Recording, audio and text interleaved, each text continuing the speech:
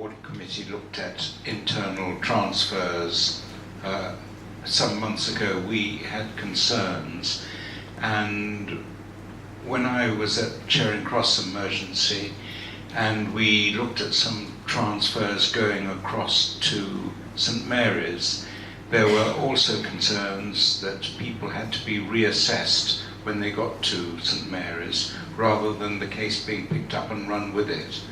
There are going to be more, in theory, transfers over a short period of time as the new system beds in. How confident are we that where an assessment is carried out at an originating hospital, the patient can be transferred to St Mary's or wherever, and then the case picked up, rather than having to go back through the whole loop again?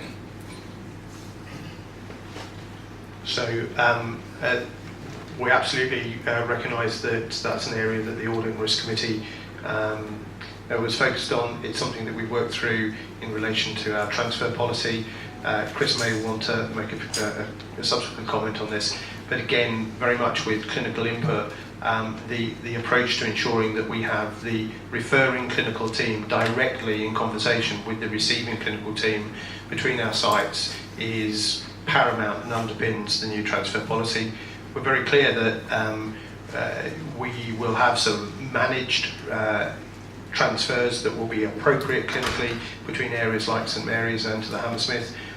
We've developed that back into our transfer policy. We have the transport infrastructure to support that, and I think we have the clinical processes in place to make sure that there is good communication between our clinical teams to ensure that we are not starting a reassessment for patients unnecessarily if and when they need to move between sites for their clinical care.